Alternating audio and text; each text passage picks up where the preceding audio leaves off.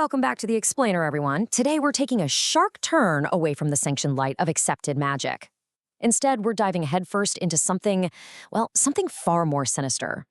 We're exploring the genuinely grim realities of the Grim Shadows universe, specifically looking at the harrowing world of the Necromancers of Tanelon. And listen, the main thing I really want you to take away today is that these magic users, they aren't just your standard mustache-twirling villains in black robes. No, they are profoundly tragic figures.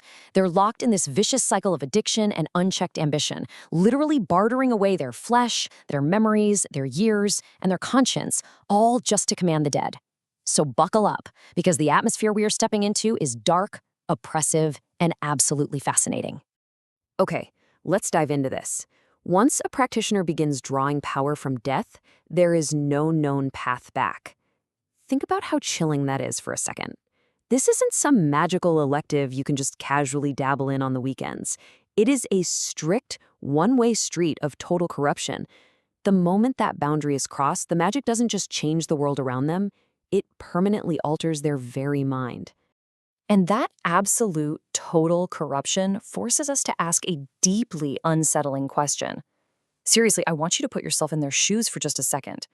If you knew, for an absolute fact, that the cost of this magic was literal, physical decay, why would you, as a living, breathing mage, actively choose to rot alive?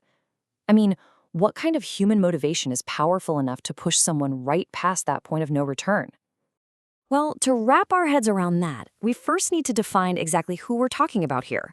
Because necromancers are living mages. They aren't born as these horrific monsters.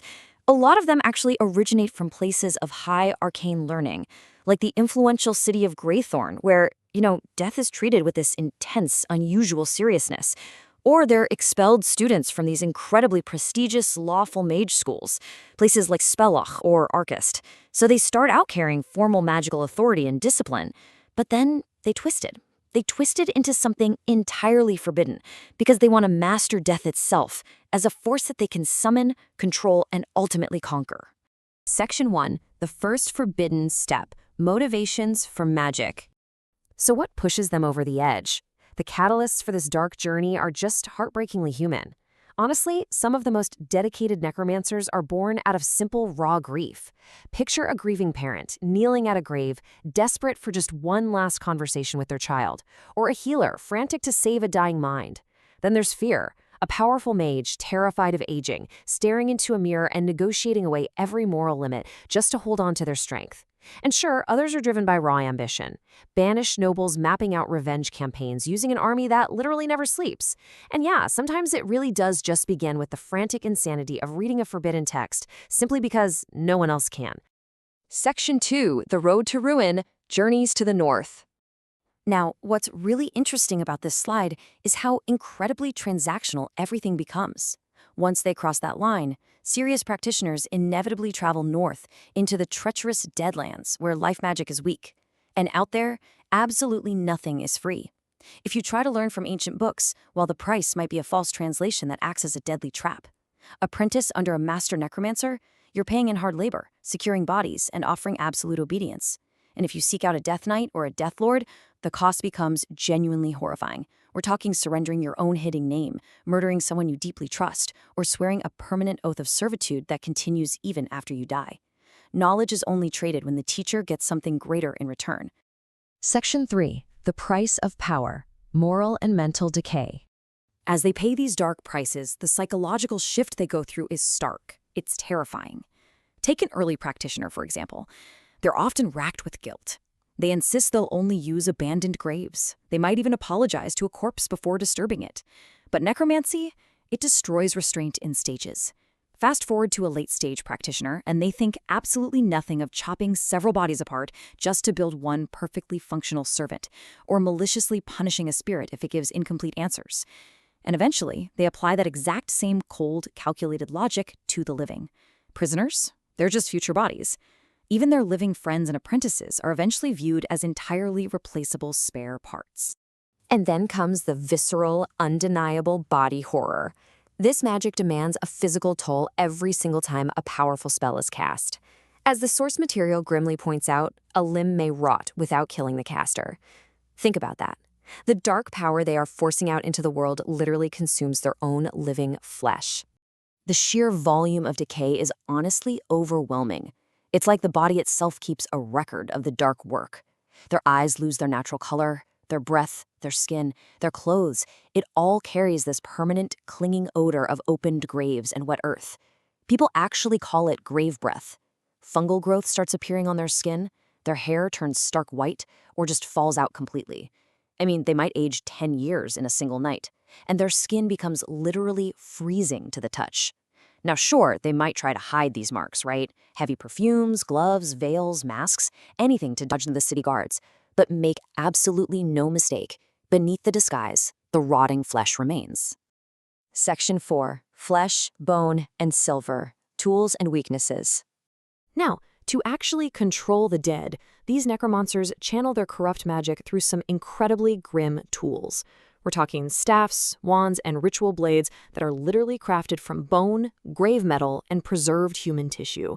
These implements act as a kind of focus to help them direct their servants and maintain control during complex rituals. But, and this is super important to understand, destroying a necromancer's staff only breaks a prepared ritual. It might interrupt their control for a second, but the staff doesn't hold all their power. An unarmed necromancer is still a highly, highly dangerous mage. They do, however, have one massive, glaring weakness: silver. You see, as a mage becomes more deeply bound to death magic, their physical aversion to silver actually grows. Mere contact with it causes intense pain, burning nausea, severe weakness, and completely disrupts their concentration. It's a great way to expose disguised practitioners and interfere with their spells. That's exactly why silver coins and warding materials are so common in threatened towns. But quick word of warning here, silver isn't some guaranteed execution weapon. A powerful necromancer in agonizing pain is still a deadly, cornered threat. Section 5. A hunted, lonely existence. Fear and isolation. And this brilliantly illustrates the complete societal terror they cause across the entire world of Tanelon. Their very existence is so threatening to basic burial customs that they are entirely pushed out of lawful society, usually into the Badlands or those ruined elven territories. Because think about it, any battlefield, any peaceful graveyard can instantly become a hostile army under their command. The fear runs so deep that grieving families will actually burn the bodies of their loved ones rather than bury them. Entire villages will dig up their dead just to move them behind consecrated walls, literally doing whatever it takes to keep them out of a necromancer's hands. So, pushed into complete isolation, what do? They replace living households with undead servants. It's wild. Skeletons are stationed to guard their doors, zombies are used for basic manual labor, or just to blindly absorb the first wave of attacks from any intruders.